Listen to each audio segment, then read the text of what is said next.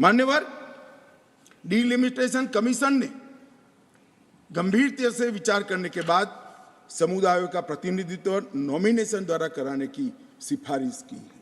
और मान्यवर, जम्मू कश्मीर प्रशासन ने, जो आज स्वाभाविक है राष्ट्रपति शासन है, उसने भी अपना अभिप्राय डिलिमिटेशन कमीशन को दिया था।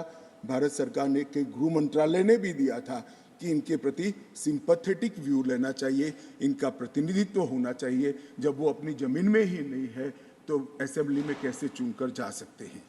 मान्यवर, और ये आदेश उन्होंने प्रकाशित किया था, जिसको आज कानूनी जामा पहनाकर मैं ये बिल को लेकर उपस्थित हुआ हूँ। मान्यवर, ये जो डिलिमिटेशन कमीशन ने और भी कई फैसले किए हैं, मैं जरा सदन के सामने पूर्व की स्थिति और अभी की स्थिति बताना चाहता हूँ। पूर्व में जम्मू में सिर्फ 37 सीट थी, 37 सीट थी। अब नए डिलिमिटेशन कमीशन ने 37 से बढ़ाकर 43 सीट जम्मू क्षेत्र में बनाने का काम। मान्यवर, कश्मीर में 46 सीट थी, 46 सीटें थी। अब 46 की जगह 47 सीटें, 47 सीटें बनाने का काम। इस तरह से जम्मू और कश्मीर दोनों को मिलाकर 83 सीटें थी। लद्दाख की सीटें निकाल दी है क्योंकि वहां यूटी बन चुकी।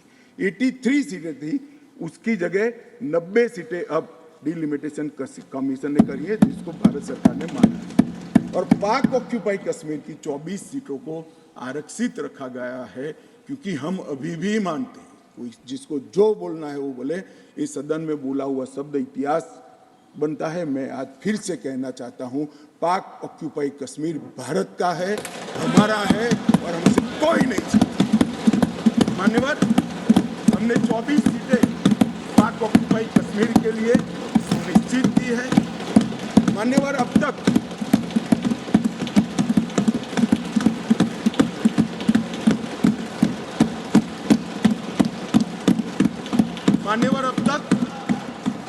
SC ST की सीटों में बड़ी विसंगतताएं भी थी, और जो दिग्विजय की कहते थे संवेदनशील अप्रोच होना चाहिए, संवेदनशीलता होनी चाहिए। SC ST के प्रति संवेदना से ही ये निर्णय हुआ है। पहले जो 7 सीटें थी SC की, उसको हमने बरकरार रखा, और ST की सीट 0 थी, क्योंकि धारा 377 परमिट नहीं करती थी। अब परमिट करती है। 9 सीटों को रिजर्व कर दिया।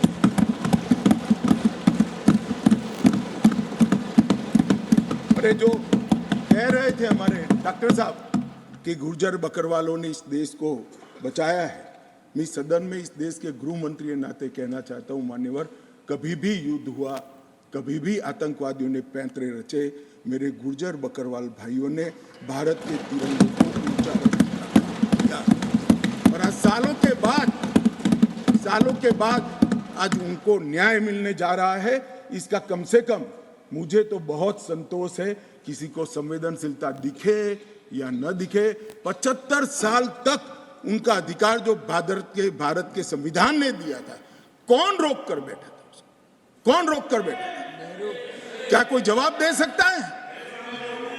जम्मू कश्मीर के ST भाइयों के अधिकारों को कौन रोक कर?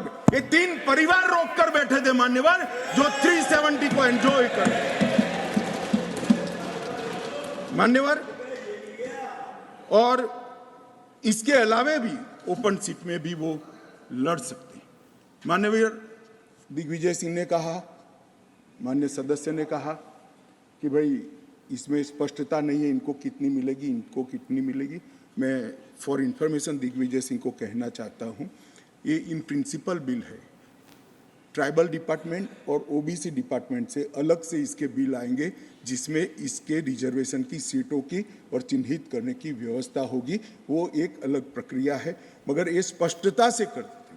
मैं दिग्विजय सिंह को बहुत अच्छे तरीके से जानता हूँ। जब भी वो हंसकर बोलते हैं तब बहुत समाज के अंदर डिस्टर्बेंस होता है। बड़ा रिकॉर्ड है उनका, मैं रिकॉर्ड को जानता हूँ। आज भी हंसकर बोले, मैंने बोला क्या निहितार्थ थे, फिर मैंने ध्यान से उनकी चीज को याद कर सोचा तो मुझे मालूम पड़ा कि इन्होंने कहा कि भाई किसी का छीनकर तो नहीं लगू। ये गुर्जर और बकरवाल को लड़ाना चाहते हैं। गुर्जर और बकरवाल को लड़ाना चाहते हैं। मैं आज फिर से कह देता हूं मान्यवर, बैठ जाइए दिग्विजय जी, अब हो गया, लोग समझ चुके हैं आपको, बैठ जाइए। मान्यवर He is not yielding. He is not yielding.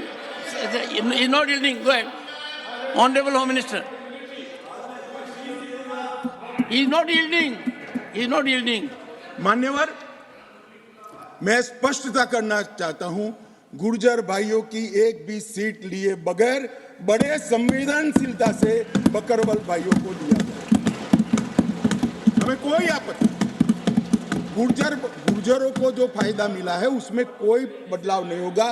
Tribal के सारे फायदे एजुकेशन में और बाकी सारे नौकरियों के रिजर्वेशन में जितने भी फायदे गुर्जर भाइयों को मिल रहे हैं, पहाड़ियों को मिल रहे हैं, वो पहाड़ियों को जो भी मिलेगा वो उसके अलावे मिलेगा। एक भी नौकरी ना खत्म होगी, ना एक भी शिक्षा की सीट खत्म होगी। पूरा का पूरा अधिकार आपका भी रहेगा, उनका भी।